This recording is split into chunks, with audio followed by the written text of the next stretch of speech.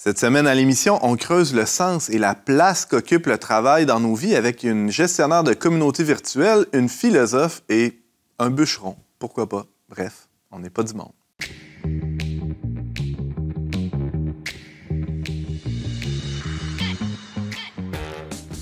Bonjour et bienvenue à On n'est pas du monde, votre magazine Foi et Culture. Ici Antoine Malenfant, votre animateur pour cet épisode consacré au sens du travail dans la vie contemporaine et des gens très contemporains ici autour de la table. Bonjour à vous trois. Salut Antoine. Salut. Oui, pas tous en même temps. Laurence Bédard-Lamarche, tu es gestionnaire de communauté virtuelle, agente aux communications pour le Verbe Média. Tu as un titre à rallonge à peu près 3 fois ta grandeur. Exactement ce que les gens ont l'habitude de me dire. Agente de communication virtuelle, c'est une façon de le dire. Gestionnaire de communauté aussi. Voilà. J'ai décidé de t'inviter parce que tu es celle qui travaille le plus au Verbe Média. Si vous voyez ça.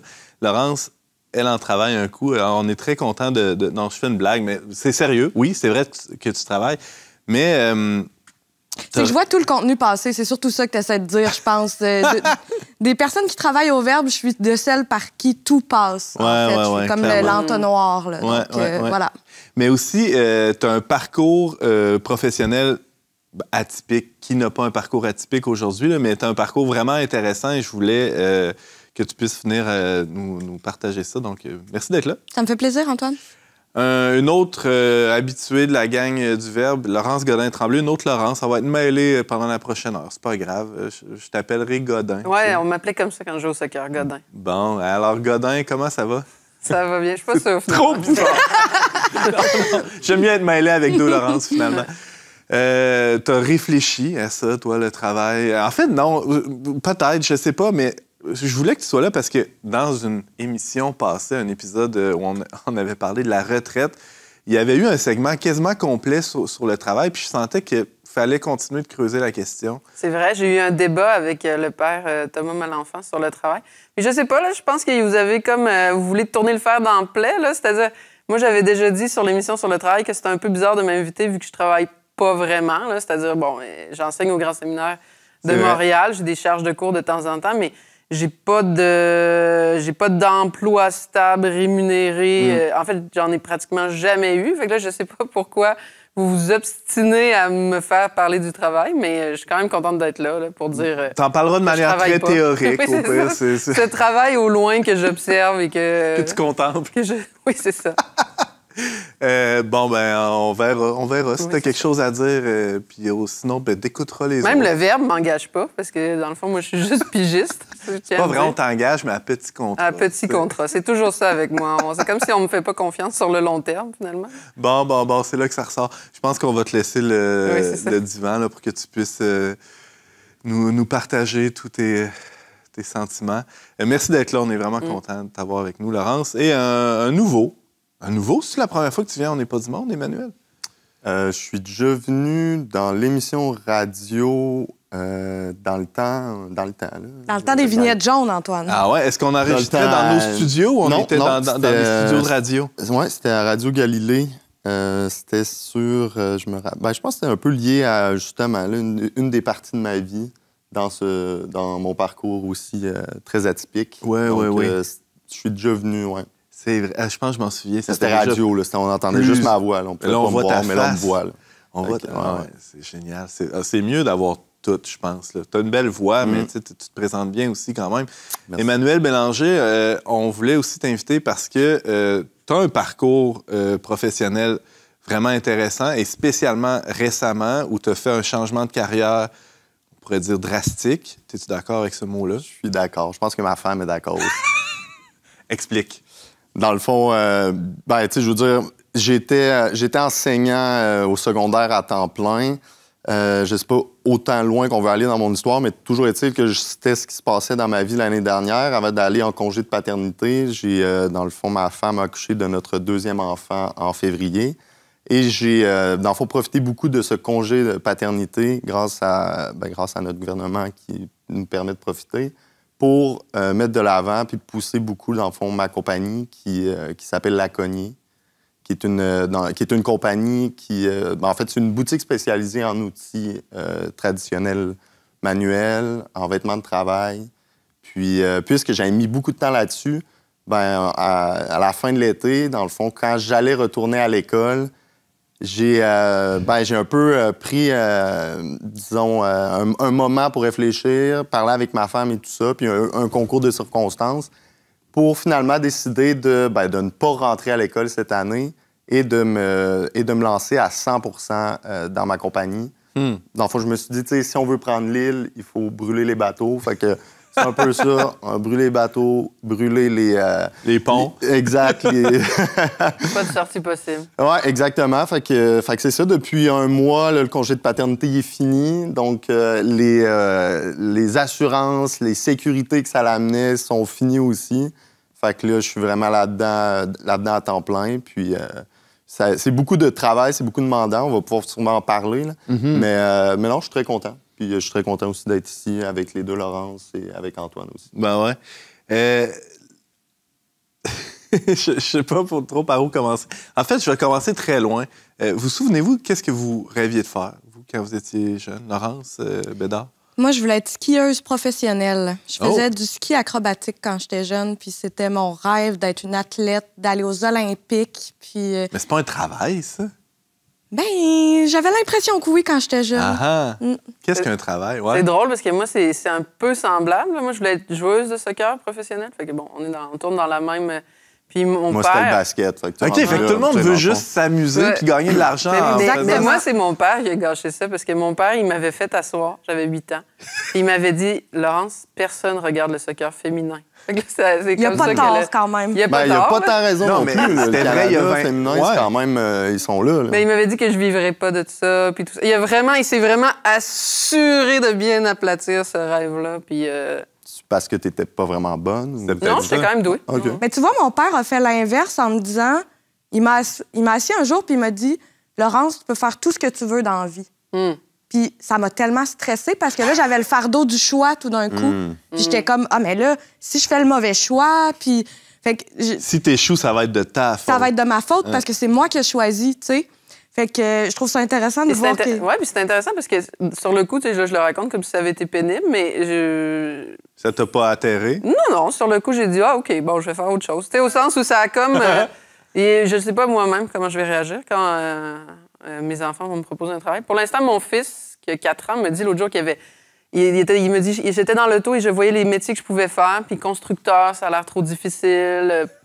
Pompier, j'aime pas tellement le feu. Pilote d'avion, j'aime pas les hauteurs. Fait que là, il était là, j'ai pas tellement envie de travailler. Je dis, bon, on sait d'où il tient. Mais. Fait que tu vas devenir philosophe vu qu'il a pas envie de travailler. Je pense qu'il y a la vocation, ouais, c'est ça. Mais je m'imagine, en tout cas, c'est ça, je m'imagine qu'est-ce que je vais lui répondre quand il va me proposer des rêves ou des choses comme ça. Est-ce que je l'encourage? Est-ce que je lui dis que tout est possible? S'il disait, j'aimerais ça devenir chanteur populaire. Qu'est-ce que tu vas lui répondre? Je ne sais pas, c'est ça. Hein? Je ne suis pas encore rendue là. On ne veut pas décourager quelqu'un, mais des fois, c'est clair qu'on va sentir que notre enfant n'est pas particulièrement appelé à ça, là, selon le talent. Fait que ça va être à voir. Je pense que je vais être quelqu'un d'assez direct, là, mais bon, on va voir. Je suis pas certaine qu'il y a de mauvaises ou de bonnes réponses dans tous les cas, là, parce qu'on peut tout l'interpréter différemment. Puis j'avais des amis au primaire... J'en avais parlé de ça, que mon père il me disait que je pouvais faire tout ce que je voulais dans la vie puis que ça me stressait. Puis j'avais des amis qui me disaient « Ouais, mais moi, mes parents me disent l'inverse puis je trouve ça plate. » Fait que, tu sais, tout est une question de sensibilité aussi, là. Emmanuel? Moi, avant de... moi, je disais, moi, c'était Michael Jordan. Fait que c'est ça. Moi, je voulais devenir joueur de basket professionnel. Il n'y a pas eu de moment où mes parents m'ont assis, rien. Juste à un certain moment, je me suis rendu compte que... Ouais, j'avais peut-être pas assez travaillé ma main gauche. Ça a été un dur moment dans ma vie. Et tu driblais bien de la main droite, mais la main gauche... Ouais, c'est ça. Mais là, Puis t'es grand, mais pas non plus... Je suis pas grand, là. De toute façon, quand t'es jeune et tout, t'as c'est ça, t'as des... t'as un idole, t'as des gens auxquels tu peux t'identifier. Puis pour moi, Michael Jordan, puis... Mais avant de... Parce que, justement, c'est drôle, tu sais, la question du travail. Puis je pense qu'en bon philosophe, c'est comme important de définir les termes. C'est-à-dire, tu sais, c'est quoi le travail? Est-ce que le travail, c'est juste le travail qui est rémunéré? Est-ce que tout travail est nécessairement rémunéré? Je pense que la réponse est... Est-ce que tout ce qui est rémunéré est du travail? Je pense que oui. Moi, je pense que non. Ah, c'est intéressant, ça. En tout cas, on peut revenir là-dessus. Non, mais par exemple, si Laurence avait fait carrière en ski acrobatique, c'est ça que tu disais, puis qu'elle était rémunérée par des commanditaires, est-ce qu'elle serait en train de travailler quand même en dévalant les pentes de ski? Ben oui. Toi, tu considères que oui? Toi, tu considères que oui aussi? Non. Non, un sportif professionnel. Mais c'est ça la question de travail. Puis c'est pour ça, par exemple, une mère travaille tout le temps. Je veux dire, c'est pas... Tu sais, il y a une question de... Tu veux dire une mère à la maison? Peu importe. Moi, je pense qu'une mère à la maison ne travaille pas. Oh! Explique ton... c'est ça, je pense qu'il faut comme définir. Moi, je pense que le travail, c'est ça. C'est pas juste quelque chose pour lequel on est rémunéré. C'est quoi d'abord? Tu sais, disons, au secondaire, un élève qui ne travaille pas, c'est vrai, il n'est pas rémunéré, mais l'autre à côté travaille. Moi, j'appelle pas ça du travail au sens strict non plus, être à l'école. T'appelles ça de l'étude? Mais comment t'appelles le travail? Vas-y voir. Ben non, mais moi, je pense qu'il y a le fait d'être en train de... Dans le fond, il y a... Puis ça, d'ailleurs, on peut faire une petite plug, là. C'est beaucoup lié avec, moi, justement, un peu la prise de conscience que j'ai eue pour la cogner. C'est un texte de Yvan Pelletier, qui était prof d'université, que peut-être connaissez, que Laurence connaît bien, qui avait écrit un texte sur le loisir. Puis il disait que, dans le fond, le loisir, même le terme loisir, c'est initialement un verbe. Hein? Je veux bien loisir. C'est-à-dire que c'est le contraire du... le loisir, c'est le contraire du négoce. Hein? D'ailleurs, le négoce, en définition, ça veut dire quand tu n'es pas en train d'avoir du bon temps. Puis là, il faut expliquer c'est quoi le bon temps, ce qui n'est pas le farniente, qui n'est pas juste se la couler douce et rien faire.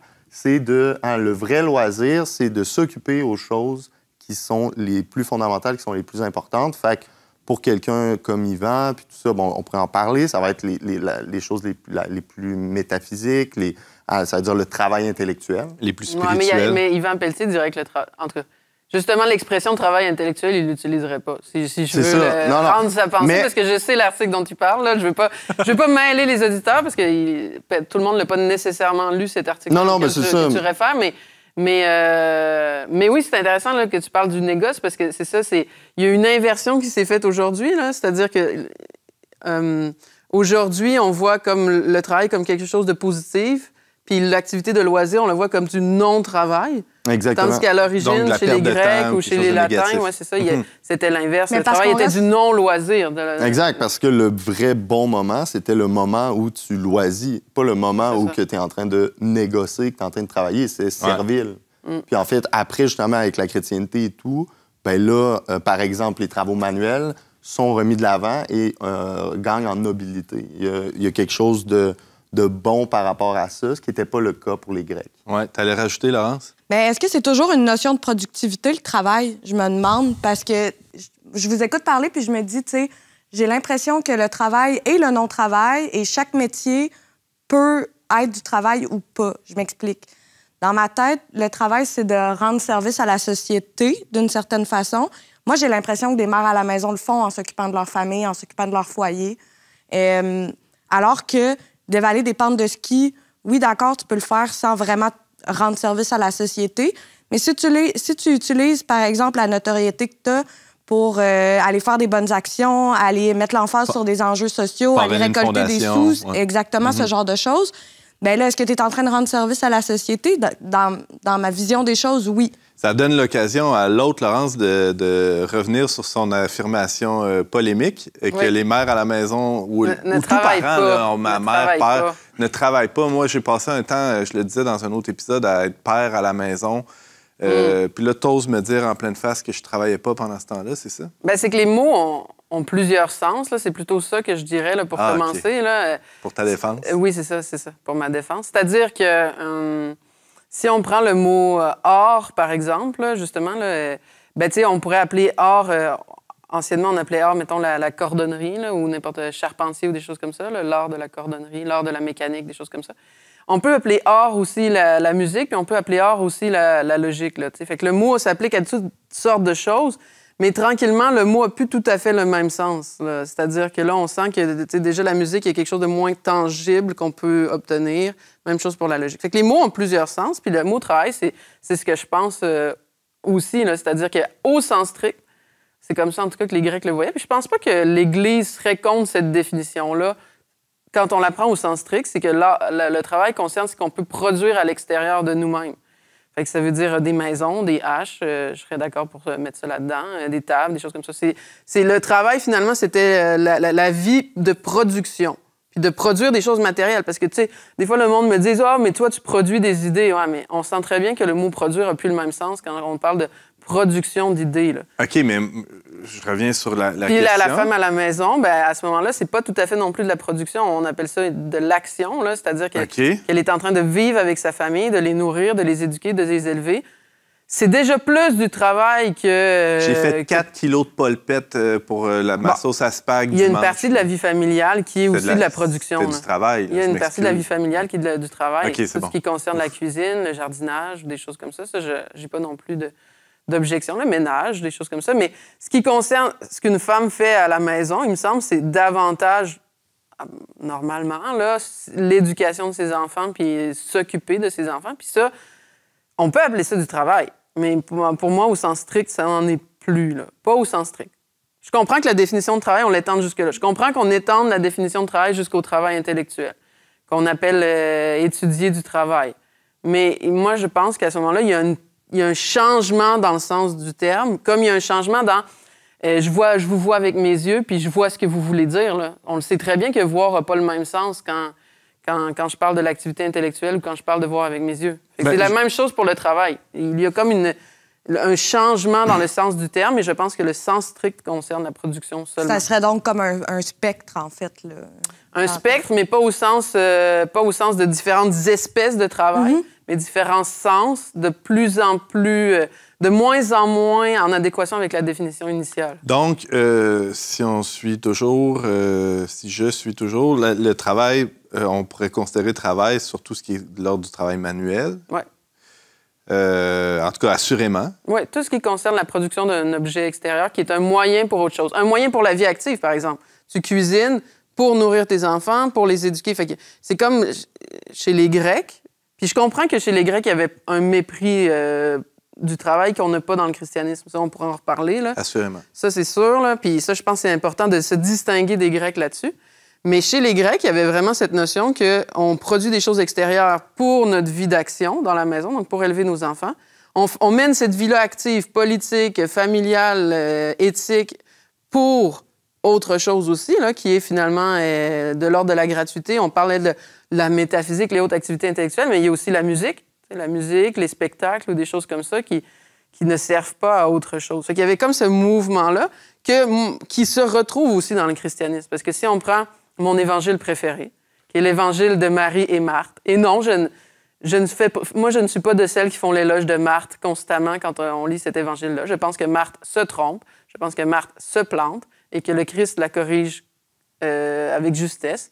Et à qui a la meilleure part? C'est Marie. C'est Marie qui est dans la discussion avec Jésus, dans la contemplation. Parce que je pense que le christianisme reprend quand même cette espèce de gradation dans les activités, mais redonne quand même au travail sa noblesse, oui, son importance. On avait écrit un très bon article sur l'histoire de Marthe et Marie, d'ailleurs, l'an dernier. C'est vrai? Oui, on le mettra en description. Qu'Antoine avait beaucoup aimé. Je mettrai en description. Ah ouais, on inclut la personne qui parle. Je sais pas, là. OK, pas ça. Mais là, si...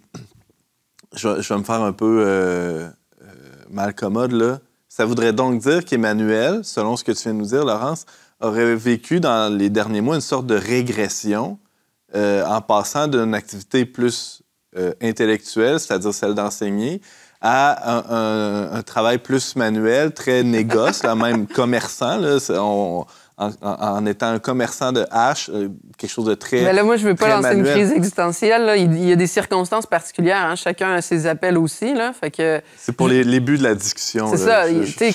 Moi, je pense que la vie religieuse est une meilleure vie que la vie de mariage. Puis je suis mariée pareil. Là. Fait que, je veux dire, au sens où, en dignité et en noblesse, je pense que la vie religieuse est meilleure. Puis je sais que dans notre société démocratique, c'est choquant, là, puis l'égalité, puis tout ça, là. Puis les gens, quand je dis ça, ils me disent « Mais non, tu travailles bien comme femme de famille, comme femme, comme maman. » Mais non, moi, je pense que la vie religieuse est plus digne, plus noble. Et est-ce que... Puis là, le monde dit « Pourquoi t'as pas choisi ça? » Parce que j'étais pas faite pour ça, puis parce que j'aurais haï ça, moi, être dans une communauté avec des femmes en plus. Moi, je voulais marier un homme, là. Fait que, tu sais, je veux dire, il y a des appels. Fait que là, bon, Emmanuel, je vais le laisser répondre par rapport à ça, là, mais... Ça m'intéresse. Tu vois, moi, je suis pas allée chez les sœurs parce que je me disais, je pourrais pas avoir mes animaux. Puis j'avais un chat à l'époque. C'est une autre raison. C'est une autre bonne raison, là. Mais il y a quoi qu'il y a des communautés qui ont des fermes, Exactement. qui ont des animaux? Ouais. Tout à fait. Mais en tout cas, c'est sûr que Laurence a quand même dit beaucoup de choses, là, mais moi, j'essaierais de un peu... Oui, c'est ça. Ben, j'étais en train de process là, pendant qu'elle m'insultait. Mais dans le fond, puis... je veux dire, il n'y a rien qui est choquant là-dedans, mais d'un autre côté, faut quand même voir qu'est-ce que le terme travail aussi, quand on l'utilise au sens large, veut dire. Parce que, je suis désolé, mais on parle d'écrire un ouvrage, on va parler de l'œuvre de quelqu'un. Donc, on peut parler de le futur ou l'œuvre sur laquelle Laurence est en train de travailler. On va parler de l'œuvre de saint Thomas d'Aquin, etc. Donc, on voit tout le temps cette idée-là qui est l'idée de devoir, d'une certaine façon, peiner. Puis, même dans le travail intellectuel, il y a cette idée-là. C'est-à-dire qu'il faut qu'il y ait une peine. Il y a nécessairement une discipline, donc la discipline qui, elle aussi, demande un sacrifice. Mm-hmm. Vous parliez d'avoir trop de choix ou de ne pas avoir de choix. Mais à un certain moment, il faut faire des choix, c'est-à-dire décider que là, moi, aujourd'hui, je ne dirais pas quelle date, je suis venu ici pour venir discuter avec vous plutôt que justement travailler sur mes affaires ou bien de lire un livre chez nous ou bien d'apprendre le violon, peu importe. L'idée, ça reste que il y a cette idée-là que dans le travail, même, puis il y a des gens, vous avez sûrement déjà entendu ça, moi, j'ai jamais travaillé de ma vie. Hein? C'est même un idéal. Hein, Non, mais dans le sens, ils ont travaillé toute leur vie, mais veut dire, moi, j'ai jamais travaillé un toujours jour eu de ma fun. vie. C'était tellement plaisant et tout. Puis c'est vrai, c'est tant mieux, mais dans les faits, c'est pas vraiment ça qu'ils veulent dire. Ce qu'ils veulent dire, c'est que le sacrifice qu'ils ont fait, finalement, valait la peine. Mm-hmm. Que leur travail, tout ça, puis moi, je pourrais dire la même affaire. Puis d'ailleurs, je veux dire, prof au secondaire, le niveau disons, d'intellectuel, il est pas si élevé que ça, on s'entend. C'est beaucoup plus terre-à-terre, pratico-pratique, discipline, etc.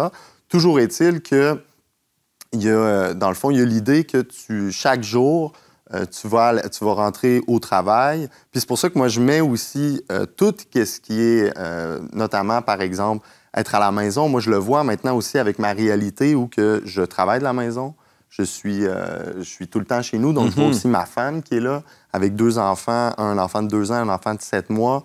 Je peux vous dire que c'est vraiment un travail un travail de mais moi, je dis pas que c'est pas difficile, la vie de l'action puis la vie d'études. Là. Au contraire, là. Ben, c'est important de le préciser. Moi, je dis que c'est difficile. Surtout pas qu'on pense je que dis que ça a plein de mérites. Ben oui. C'est pas... Je veux juste non, préciser, mais... parce que des fois, c'est parce que ce que je trouve, c'est que dans notre société, le travail a tellement comme pris de la place, puis on voit tellement le travail comme le sommet, qu'on se met à tout appeler du travail, puis à justifier notre vie. Tu sais, une femme à la maison, justement, les gens lui disent « Ah, t'es femme à la maison, c'est pas terrible. Ah, mais je travaille, moi aussi. » Moi, ce que j'aimerais qu'elle réponde, plutôt, c'est non, c'est pas parce que moi, je travaille pas au sens je produis rien, que je fais juste m'occuper d'enfants, que c'est moins digne. Au contraire, moi, je trouve ça encore plus beau, là, mais... Mais je pense que c'est ça. C'est pas que, dans le fond, moi, ce que je dirais, puis je pense que finalement, on s'entend quand même, c'est pas parce que tu ne travailles pas que tu ne travailles pas. C'est dans le sens où... Non, mais c'est vrai. On va se faire un T-shirt avec ça. Ben, c'est pas parce que t'es pas en train de... Tu sais, c'est comme tu dis, c'est quoi que tu veux faire dans la vie? C'est quoi ton travail? Ben, qu'est-ce que ça veut dire? Ben, d'ailleurs, on se définit beaucoup par notre travail, puis c'est un peu ça que tu sembles critiquer. Ben c'est problématique. C'est problématique. Je suis tout à fait d'accord, moi aussi. On fait une petite pause, puis on revient précisément sur ce point-là. À tout de suite.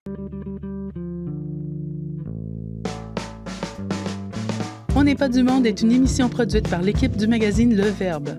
Pour vous abonner gratuitement et recevoir 8 numéros par année, visitez leverbe.com/abonnement. On est toujours en onde avec Antoine Malenfant, c'est moi, Bienvenue, Antoine. Merci, mais qui est à la barre d'On n'est pas du monde, le talk show catholique québécois par excellence.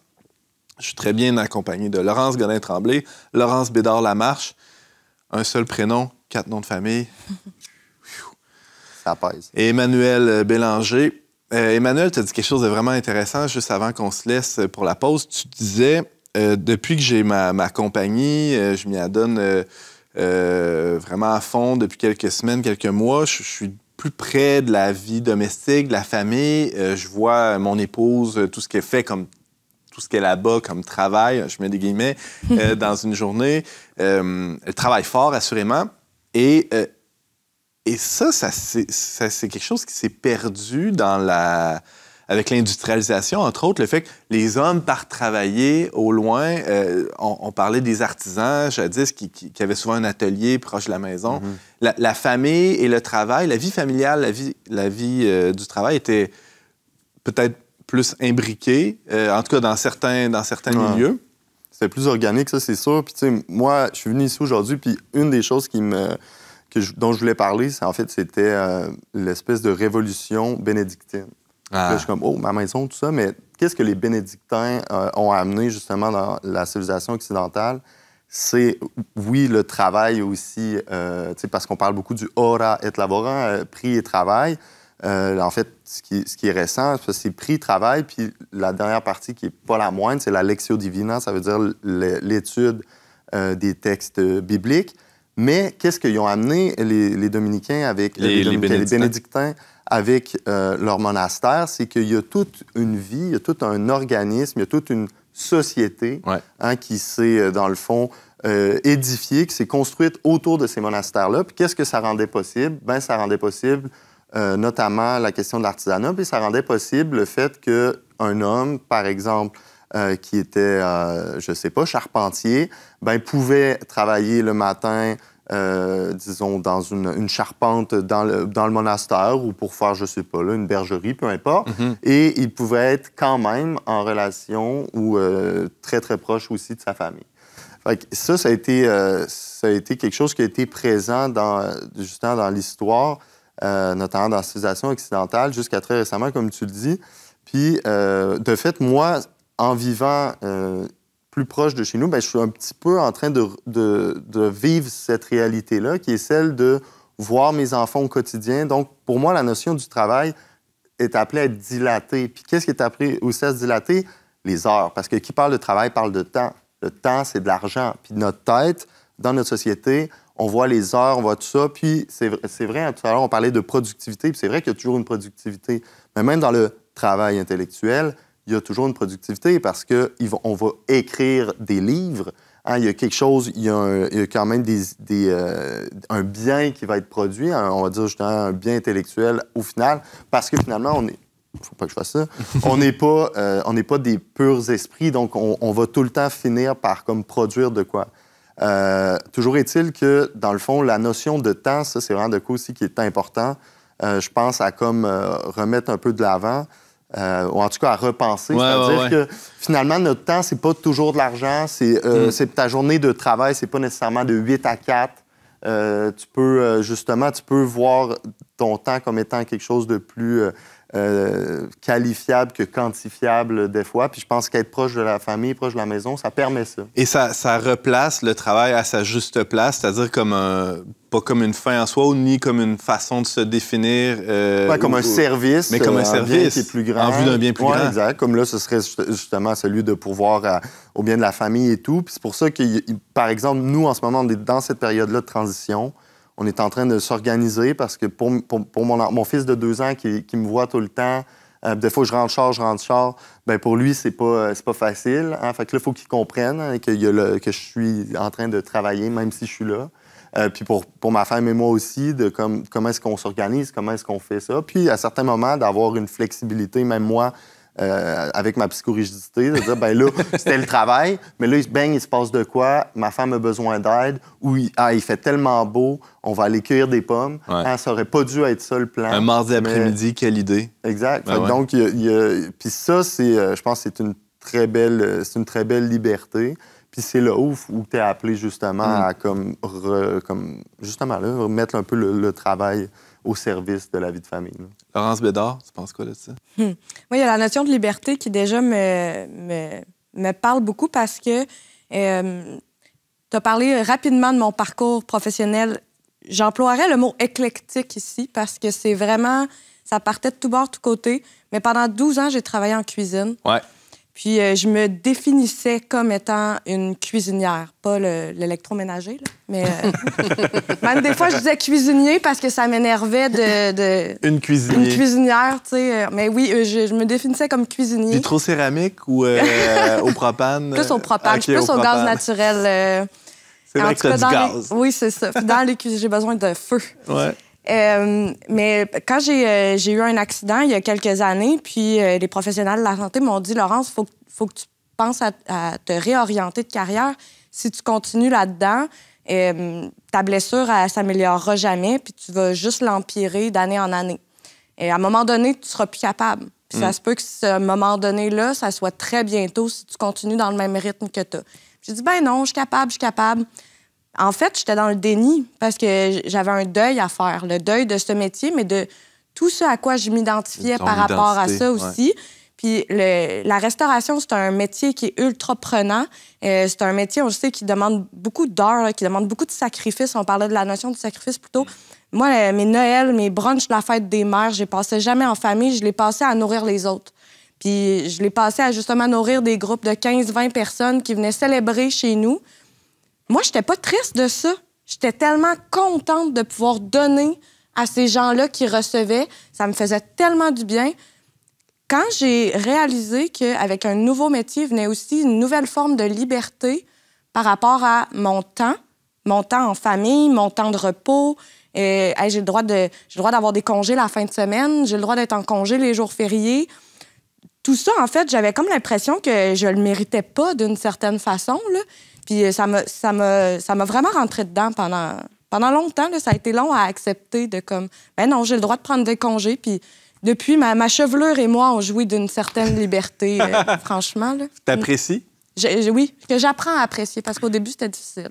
C'est intéressant parce que tout ce que tu viens de nommer là, en préparant l'émission, je plongeais un peu dans l'enseignement de l'Église sur la place du travail, le rôle du dimanche, l'importance de, autant que possible, pas faire travailler du monde durant nos journées de congé, en l'occurrence le dimanche. C'est quelque chose qui est, en tout cas, très peu vécu en Occident et peut-être même mal compris.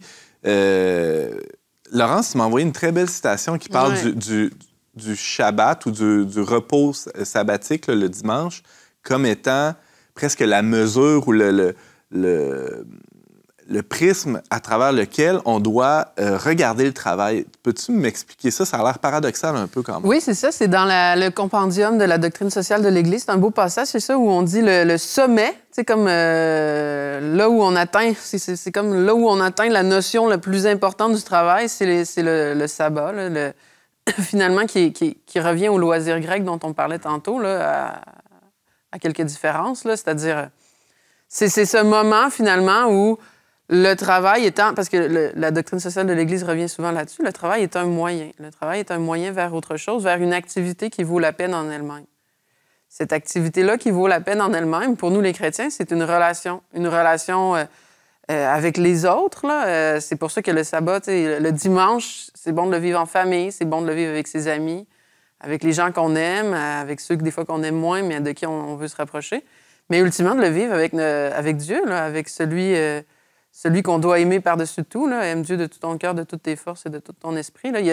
C'est cette rencontre-là qui vaut la peine en elle-même. Parce que c'est pas... Oui, rencontrer Dieu, ça peut faire des choses dans ma vie, au sens où après ça, je vais devenir... je sais pas, là, ça va éclairer mon esprit, je vais devenir sainte pour faire des... Mais ça vaut la peine en soi. Aristote a une belle image là-dessus, là, de la contemplation. Il dit, c'est comme regarder les étoiles. Regarder les étoiles, ça vaut la peine pour regarder les étoiles tout court. Mais c'est aussi la chose la plus utile qu'il n'y a pas, au sens où il dit, par exemple, les bateaux se dirigent en regardant les étoiles ou des choses comme ça. Fait qu'un peu de la même façon, hein, regarder Dieu, ça vaut la peine pour regarder Dieu tout simplement, en soi. Mais il y a tout plein de bénéfices collatéraux. Exactement. Même, je dirais, tout le reste en découle. T'sais, je pense que, justement, on parlait de ceux qui disent qu'ils n'ont pas travaillé dans leur vie, c'est quand le travail a du sens. Puis ce sens-là, ultimement, tu sais, oui, OK, c'est de trouver quelque chose, par exemple, dans lequel on a un certain talent, une certaine adéquation de personnalité ou des choses comme ça. Mais si ça n'arrive pas, Mais si ça arrive pas, c'est ça. Si tu as une job qui ne fit pas avec toi... C'est qu'à quelque part, le sens doit dépasser le travail. C'est pas pour rien qu'on parle d'orientation professionnelle non plus. Il y a clairement une notion de sens là-dedans. Oui, c'est ça. Vers où on regarde, vers où on s'en va. Mais c'est ça, il y a des déceptions. Comme, bon, je fais des blagues sur le fait que je travaille pas, mais ultimement, j'aimerais enseigner. J'aimerais enseigner, mais bon, des circonstances font en sorte que des fois, c'est pas possible. Mon mari, c'est la même chose. Là. Il aimerait enseigner, puis il y a des circonstances qui font en sorte que c'est pas possible. Puis c'est une croix dans la vie de quelqu'un, là, de se faire dire non à un travail qu'on voudrait. Fait que il faut se réorienter, là, aller au Verbe. Travailler pour le Verbe, ça se dit bien quand même. On le sait qu'on est ton plan B, là. C'est correct. Mais c'est ça. Il y a quand même, quand il y a cet horizon du dimanche là, qui rythme ta semaine, une communauté, un Dieu auquel... vers lequel tu vas rencontrer, c'est sûr que ça oriente tout le reste, là, il me semble. Puis c'est aussi là que l'Église... Pourquoi l'Église redonne de la dignité au travail que les Grecs... Les Grecs étaient plus élitistes, là, c'est clair, puis on sent dans le christianisme que tout est récupéré. Hein? Un peu comme les Grecs avaient de la difficulté avec la faiblesse. Là. Moi, j'aime beaucoup Aristote, mais Aristote était pour l'eugénisme des plus faibles. Je veux dire, c'était très difficile pour les Grecs de récupérer toute l'entièreté du réel, la faiblesse, les difficultés, les peines. Puis l'Église... La croix. La croix, c'est ça. Puis l'Église, c'est ça qui est un peu de différent là, dans la vision de l'Église, là, que elle aussi considère le travail comme un moyen. Elle aussi considère que le but de la vie est plutôt dans une rencontre, dans une contemplation, des choses comme ça. Mais elle voit dans le travail aussi l'occasion de rencontrer notre Seigneur en partageant sa croix, en étant sanctifié par les difficultés, des choses comme ça. Fait que ça, c'est une bonne nouvelle. C'est une bonne nouvelle parce que justement, tout est récupéré, cette facette-là aussi du monde qui était un peu laissée de côté, c'est vrai, là, par les Grecs, là, Aristote n'aurait pas fait l'éloge du travail, là. Ça, c'est clair. Non, clair. On ne l'aurait pas invité ici, d'ailleurs. Vous m'invitez, moi, qui est comme un entre-deux. Aristote version sur deux soft, chaises, un peu. Ouais, sur deux chaises.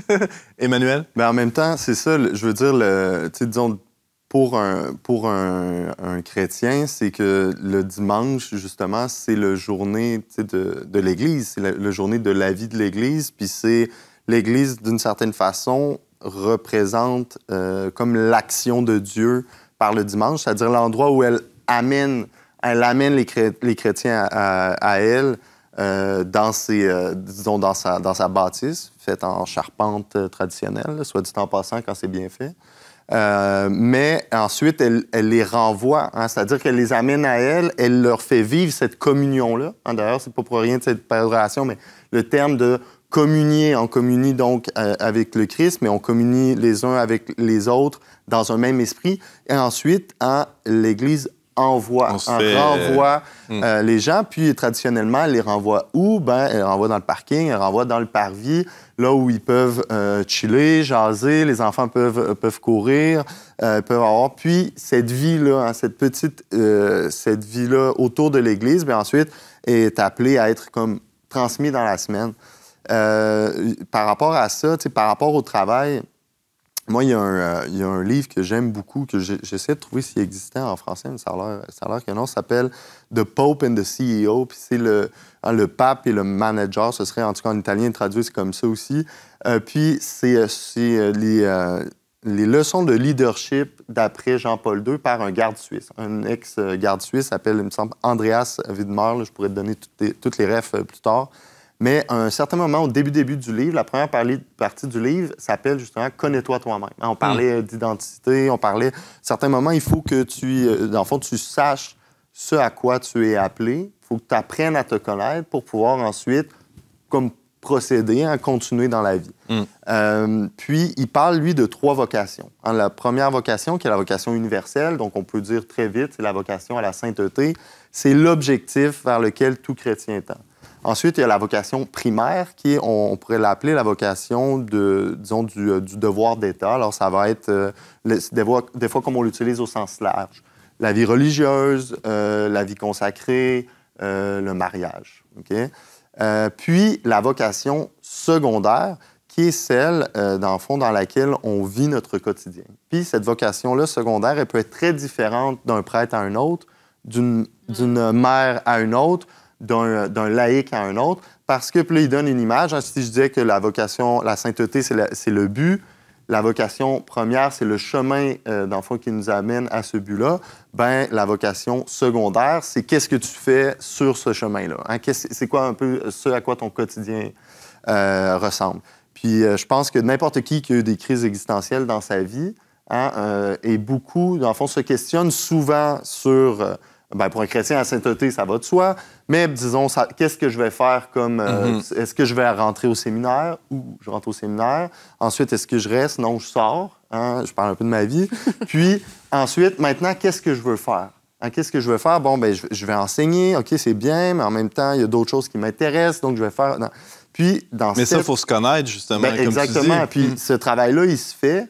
C'est un travail de fond qui se fait un peu à tous les jours. Puis ce que cet auteur-là parle en renvoyant à Jean-Paul II, bien, il parle de saint Thomas d'Aquin qui dit « il ne peut y avoir de joie dans la vie s'il n'y a pas de joie dans le travail ».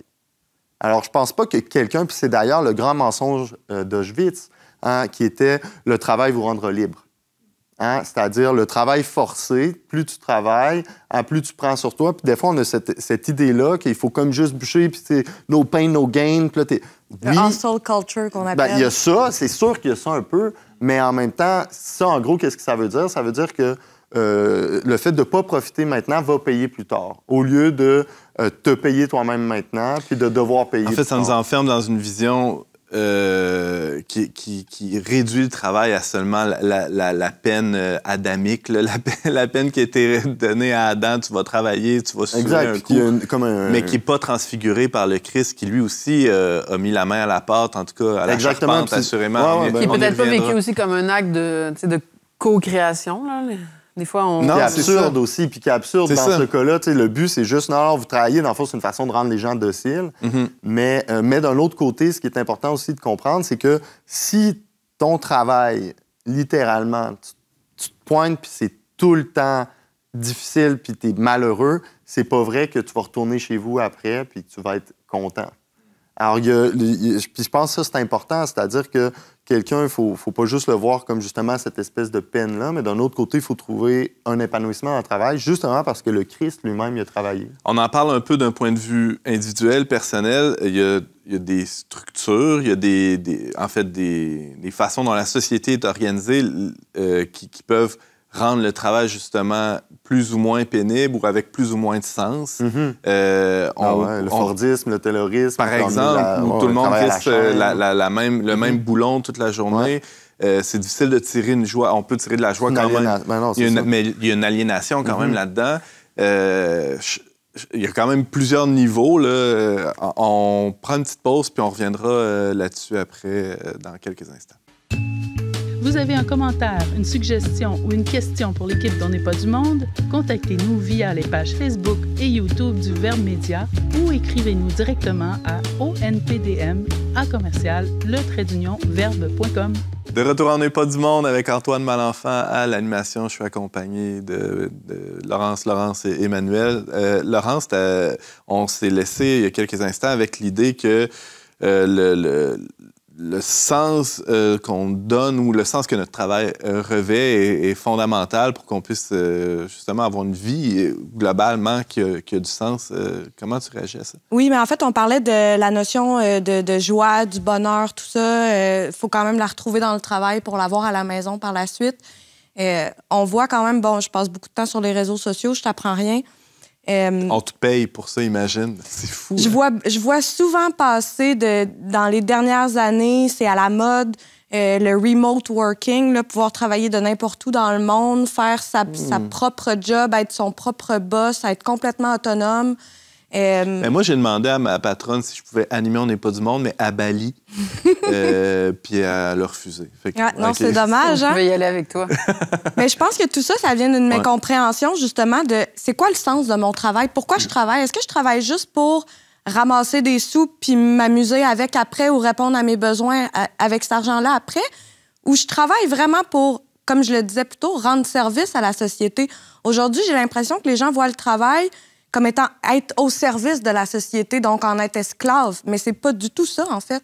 Je trouve que c'est ça, il y a comme une espèce de mécompréhension dans la société en général. Parce que de construire une charpente, je t'imagine Emmanuel en train de d'équarrir, c'est ça? D'équarrir une poutre. On n'utilise pas ça souvent. Toi, oui, sûrement, ce mot-là, mais tous les jours. Ou Laurence qui est en train d'enseigner, ou toi qui es en train de gérer un conflit sur les réseaux sociaux. Il y a une contribution au bien commun. Et je suis tombé sur un autre extrait du compendium. Le travail, on peut le voir comme un mal nécessaire, mais le travail est un bien quand même. Un bien intermédiaire, mais un bien quand même, non? Mais je pense qu'à l'origine, c'est parce qu'avec l'argent, on a oublié un petit peu l'idée derrière, là, mais c'était des échanges. Là. C'est tout simplement, c'est mettons... c'est du troc. C'est du troc, le travail. Lui, il fait des haches, mais à un moment donné, il n'a pas envie d'avoir 50 haches chez eux. Il a envie de... Il a besoin d'avoir des œufs. Il a envie d'avoir de la bouffe à un moment donné au lieu de des haches. Fait qu'il échange ses haches contre de la bouffe. Le minimum pour commencer. On mettra les liens sous la vidéo là, pour s'il y a des gens qui veulent échanger de la nourriture contre tes haches. Oui, tout à fait. Je peux te faire des cure-dents, à l'origine, c'est bêtement ça. Là. C'est bêtement ça. Puis la notion de... Même Thomas Nakin critique la notion de profit, là, entendu au sens de... que tu ferais plus que ce que l'échange vaut. Là, au sens où, par exemple, si on échange 2 haches contre 4 haches, bien là, clairement, l'échange est inégal. Là, on le voit assez facilement. Mais c'est ça l'idée de profit, là, mais c'est juste que tout ça est abstrait parce qu'on utilise l'argent qui est juste un moyen d'échange, puis des fois, on perd la valeur des choses. Mais c'est pas normal qu'à la fin, tu aies plus que ce que tu as donné. OK, je comprends que le calcul peut être difficile. Là, c'est le troc. Pour l'enseignement, c'est encore plus difficile. Là. Combien ça vaut de Qu'est-ce que tu vaux, hein? Moi, je pense que ça se compare pas à un bien spirituel puis bien matériel. Fait qu'en un sens, tout l'or du monde ne saurait acheter ma sagesse. Mais ça, c'est une autre histoire. Là. Les philosophes, normalement, reçoivent des honoraires. Là. Je ne vais pas revenir nécessairement là-dessus. Là. Mais il y a comme, c'est ça, il y a un échange à la base. Là. Fait que normalement, c'est ça. Moi, mon fils, quand il me demande, des fois, il me demande qu'est-ce qu'il fait papa aujourd'hui, je dis, là, il donne son cours de philosophie. Puis là, il me dit, pourquoi il fait ça? Je dis, il fait ça pour le bien commun, parce qu'il y a des gens qui veulent apprendre. Puis après, c'est sûr qu'il fait ça aussi parce qu'il y a un échange qui est fait qui nous permet à nous de nous nourrir, de payer cette maison-là. Même le patronage, ça vient à la base des artistes qui avaient un talent immense, mais qui ne produisaient rien d'utile à la société. Et donc, un patron les prenait sous leurs ailes. Il les faisait vivre, là. Il les logeait, il les nourrissait. C'est parce que, exactement. Donc, il y avait un échange, là. Oui, c'est ça. C'est un échange qui est un peu particulier, là, toujours. Là. C'est comme les prêtres, c'est comme les philosophes, les médecins, les politiciens. Ouais. Là, l'échange devient un peu bizarre. Là. C'est pour ça qu'avant, il y avait la distinction entre salaire puis honoraire. Là. C'est-à-dire qu'on donne un salaire au sens où c'est parfaitement l'équivalent de ce qui est donné. Mais, c'est ça. Si on va à la confession, quand même que je donne 5 $, ça vaut pas 5 $ ce que j'ai reçu. Quand même que je donne 1 000 $, ça vaut pas ça non plus. Même 1 million, si je prétends que mon $1 million vaut la confession que j'ai reçue, c'est c'est une honte. Ça vaut encore plus que ça. Il y a comme une incommensurabilité. En fait. C'est ça. Il y a une incommensurabilité. Puis c'est pour ça qu'à l'époque des Grecs, ça choquait autant les sophistes qui décidaient de se faire payer pour leur enseignement. Puis Socrate rit d'eux, là, au sens où il dit... Toi, ça vaut quoi? 1 drame? Toi, ça vaut quoi? 5 drames? Au sens où, qu'est-ce que ça vaut se faire enseigner la sagesse ou la vertu? Ça n'a pas de sens. Puis là, les gens disent, oui, mais Socrate, il recevait de l'argent. Il recevait des cadeaux, des honoraires. Là. C'est comme une dynamique à laquelle on n'est plus habitué. Mais on peut, par rapport à ça, on peut renvoyer ça à la vie du Christ. Là. Il y a plusieurs choses. Il y a le fait que dans la deuxième partie, celle qu'on connaît plus de la vie du Christ, c'est justement ce qui se passe. On parle de ces femmes-là qui suivent les apôtres, tout ça. Donc, il y a comme toute une espèce de compagnie, au sens littéral du terme, qui se forme derrière le Christ, puis qui permet son ministère, qui leur permet de vivre. Il y avait de l'argent en jeu. Exact. Judas en témoigne. Exactement. Il y avait une bourse, il y avait de l'argent, il y avait de quoi qui était là. Donc, mais en même temps, c'était le Christ, d'une certaine façon, ne travaillait plus au sens strict du terme. Je pense qu'on est d'accord là-dessus. Mais faisait des œuvres, quand même. Des œuvres je reviens sur ton terme de miséricorde. Non, mais c'est les œuvres, c'est... Puis d'ailleurs, Saint Jean, d'ailleurs, met l'accent beaucoup là-dessus aussi, là, la question qu'il y ait des œuvres et tout. Mais quand même, ça reste que la deuxième partie de la vie du Christ, est une partie où, justement, il est là, puis il n'attend pas. Dans le fond, il n'y a pas d'échange commercial, il n'y a pas de négoce pour le Christ. Par contre, la première partie, oui. Puis ça aussi, je pense que c'est important par rapport à ce qu'on disait aussi tout à l'heure, c'est-à-dire que l'incarnation, ce qui est plus juste les idées, puis le monde des idées, le fait que Dieu s'incarne dans la personne de Jésus-Christ, qui a eu un père et une mère, et qu'il a travaillé pendant 30 ans, ça aussi, ça redonne leurs lettres de noblesse au travail, notamment au travail manuel, parce que on dit que le Christ, que Saint Joseph était un super artisan. Là. Technon, ça? Oui, je pense que c'est technon, mais je pense que c'est comme architechnon. Ouais. C'est comme c'est vraiment un maître artisan, dans le fond. Puis lui, il a travaillé avec son père pendant 30 ans de sa vie. Puis ce travail-là, puis c'est pour revenir aux bénédictins dont on parlait tout à l'heure, dans ce travail-là, oui, il y a une question de bien de la communauté, mais il y a aussi un bien pour l'être humain. C'est-à-dire que travailler les mains, finalement, c'est pas juste que là, tu pries, disons, 8 heures par jour, tu pries, 8 heures, tu travailles. Non, là, ça peut avoir l'intégration. Exactement, il peut avoir l'intégration des deux. Puis, dans le fond, le meilleur travail, c'est le travail dans lequel tu mets vraiment de tout ton être, que tu es capable... Des fois, on dit ça, je porte une œuvre, comme Laurence, elle porte une œuvre, c'est sûr. Clairement. Laurence aussi. Toi, c'est moins sûr. Non. Mais, tu sais, il y a cette idée-là.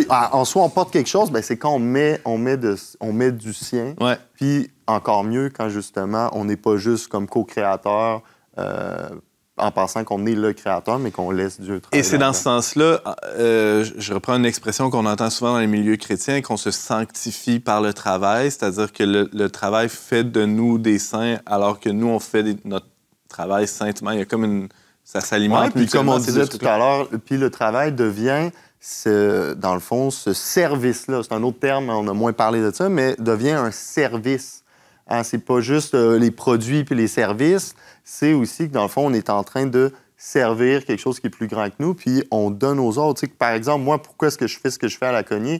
C'est parce que je pense que le savoir-faire manuel, traditionnel, est bon pour les gens de notre société, est bon pour être capable, justement, de réapproprier tout le temps qu'on passe à être sur notre téléphone cellulaire, qu'on arrête de se faire, justement, laver un petit peu le cerveau par ce qu'on appelle des produits hyper sophistiqués, mais qui ont des interfaces très simples. Là, on va prendre un outil qui est hyper simple, par exemple une hache, donc une tête en métal, un bout de bois comme manche, puis on va apprendre des techniques, on va apprendre justement un art qui va nous permettre de faire un banc initialement, puis ensuite de faire une poutre, puis ensuite être capable de se faire un petit atelier, un jour une maison, que sais-je, mais qui dans le fond, donne aussi une satisfaction dans le travail. T'sais. Puis moi, je le vois, là, puis je pense que... Puis mes clients aussi, je le vois. Puis d'ailleurs, moi, ce qui est vraiment beau dans ce que je fais, c'est que j'ai beaucoup de clients qui deviennent des collaborateurs parce qu'ils font des trucs, on échange, tout ça, puis à un certain moment, il y a de ça, il y a une collaboration, comme un service commun qui naît. Ouais. Laurence, je te vois opiner comme ça. Comment ton travail peut te sanctifier? Ça résonne en toi, ça? Oui, puis c'est parce que je l'écoute parler du travail manuel avec beaucoup de passion. Ouais. Puis j'ai encore cette passion-là. Puis mon deuil de la cuisine n'est vraiment pas fini. Là. Je pense que je suis encore dans la période tristesse de mon deuil. Là. Quand j'y pense, ça me fait de la peine parce que j'aimais vraiment ça. Mais quand je me suis réorientée, j'ai essayé plein d'affaires. Genre, je travaillais dans une clinique de massothérapie, dans un studio de tatou, dans une librairie, dans une galerie d'art. Tu sais, chacun était à milieu l'un de l'autre. Ouais. Là. Puis je me cherchais beaucoup là-dedans. Mais ce que je cherchais surtout, c'était justement à faire quelque chose qui est plus grand que moi, à participer à quelque chose qui est plus grand que moi, en vue de la vie éternelle. Ça, c'est l'objectif rêvé. Là. Ouais. Fait que oui, il y avait cette notion-là, puis c'est pas pour rien que j'ai voulu donner mon CV au Verbe. Là. C'est que pour moi, travailler pour le Verbe, c'était effectivement... qui te dépasse un peu. C'est quelque chose qui me dépasse, puis on s'en rend compte à toutes les fois qu'on sort un nouveau numéro spécial, un nouveau magazine, et on se rend compte du travail, puis ouais. Merci à vous trois, c'était vraiment passionnant. Je remercie Barthélémy Rieu et Marianne Martin à la technique, et je vous dis à très bientôt pour un autre épisode d'On n'est pas du monde.